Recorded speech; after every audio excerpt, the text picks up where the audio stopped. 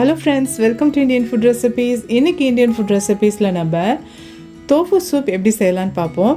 அதாவது சோயா பன்னீர் வச்சு நம்ம சூப் செய்ய போறோம். வெஜிடபிள்லாம் ஆட் பண்ணி இந்த சூப் நம்ம தயார் பண்றதுனால ரொம்பவே ஹெல்தியானது. மார்னிங் பிரேக்ஃபாஸ்ட்டுக்கு நீங்கள் இந்த சூப் எடுத்துக்கலாம். இன்றைக்கி அதிகமாக சாப்பாடு வேணாம், சிம்பிளாக ஏதாவது நம்ம சாப்பிட்டா போதும் அப்படின்னு நமக்கு தோணுச்சுன்னா இந்த மாதிரி சூப் ஐட்டம் எடுத்துக்கோங்க. ரொம்பவே ஹெல்த்தியானது, அதிகளவு கார்போஹைட்ரேட் கிடையாது, நார்ச்சத்துக்கள் மற்றும் புரோட்டீன் நிறைஞ்ச ஒரு ரெசிபி.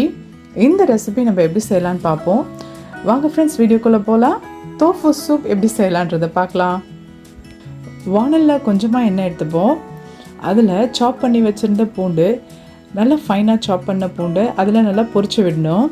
அதுக்கு பிறகு இஞ்சி, பச்சை மிளகாய் அதுவும் நல்லா பொடி பொடியாக நறுக்கி இருக்கணும். அதையும் இதில் ஆட் பண்ணிப்போம். அதையும் நல்லா பொரிச்சு விட்டுட்டு அதுக்கப்புறம் புதினா ஒரு 10 இலைகள் எடுத்து அதையும் நல்லா சின்ன சின்ன துண்டுகளாக நறுக்கி எடுத்து இந்த எண்ணெயிலே போட்டு வதக்கி விடணும். புதினாவோட ஸ்மெல் போனதுக்கப்புறம் அந்த புதினா இலைகள் கொஞ்சம் சுருங்க ஆரம்பிச்சிடும். அதுக்கு பிறகு நம்ம வெட்டி வச்சுருந்த கேரட், கேபேஜ் இதை நம்ம ஆட் பண்ணிப்போம். கேரட்டை நீங்கள் மெலிசா ஸ்லைஸ் பண்ணி எடுத்துக்கணும். இது சீக்கிரமாக பாயில் ஆகும், சூப்பில் போட்டு சாப்பிடும்போது ஈஸியாக இருக்கும். அதுக்காக தான் நம்ம மெலிசா வெட்டி எடுத்துக்கணும்.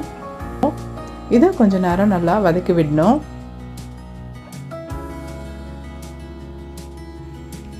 இந்த வெஜிடபிள்லாம் கொஞ்சம் வதங்கிட்டு இருக்கட்டும். அதுக்கு பிறகு 7 சின்ன வெங்காயம் எடுத்துக்கணும். அந்த வெங்காயத்தை நல்லா இடித்து எடுத்துக்கணும். அது ஒரு 4-3 துண்டுகளாக பிரிகிற அளவுக்கு இடித்து நசுக்கி எடுத்துக்கணும். இதையும் இந்த வெஜிடபிளோடு போட்டு இப்போது வதக்கி விடுவோம்.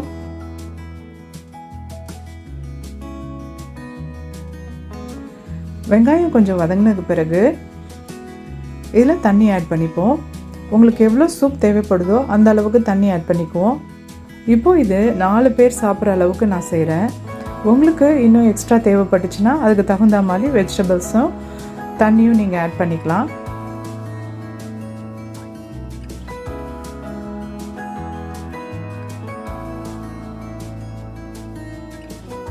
இப்போது இதில் தேவையான அளவு உப்பு ஆட் பண்ணிப்போம்.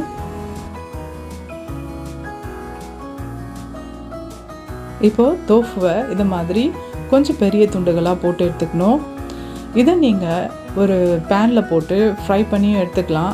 அதாவது டோஸ்ட் பண்ண மாதிரி கொஞ்சம் பரட்டி விட்டு டோஸ்ட் பண்ணி எடுத்துக்கலாம். தோஃபுவை டோஸ்ட் பண்ணாமல் கூட ப்ளெயினாகவே நீங்கள் சூப்பில் போடலாம்.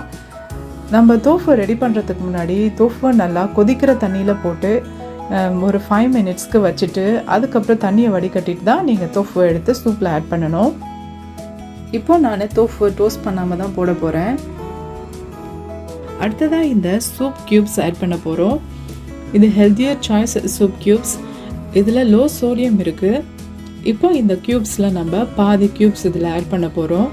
இதை நம்ம சூப்பில் ஆட் பண்ணுறதுனால இதோட ஃப்ளேவர் நல்லாயிருக்கும், சூப் நல்ல டேஸ்ட்டில் இருக்கும். அதனால இதை ஆட் பண்ணுறோம். இப்போ இந்த சூப் க்யூப்ஸை இதில் ஆட் பண்ணிப்போம்.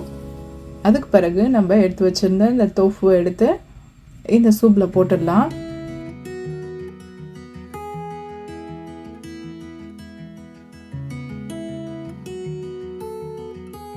இதை நல்லா மிக்ஸ் பண்ணி விடணும். மிக்ஸ் பண்ணி விட்டு இது ஒரு மூடி போட்டு மூடி வச்சுருங்க. இது கொதித்ததுக்கு பிறகு ஒரு 5 மினிட்ஸ் இதை வேக விடணும். அதில் உள்ள கேரட்ஸ், கேபேஜ் இந்த தோஃபு எல்லாம் வேகணும். அதனால் ஒரு 5 மினிட்ஸ்க்கு இதை வேக விடுவோம்.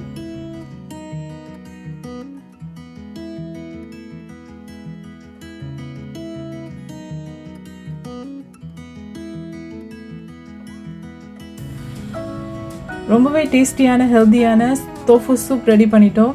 சோயா பன்னீரில் அதிக அளவு ப்ரோட்டீன் இருக்குது. ரொம்பவே சிம்பிளாக கொஞ்சம் ஈஸியாக செஞ்சு முடிச்சிடலாம் அப்படின்னு சொல்கிற மாதிரி ஒரு டிஷ்.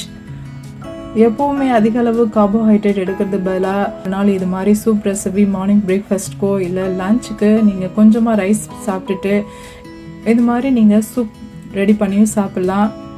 இந்த வீடியோ உங்களுக்கு பயனுள்ளதாக இருக்கும்னு நம்புகிறேன். தேங்க்ஸ் ஃபார் வாட்சிங் திஸ் வீடியோ. தேங்க்யூ.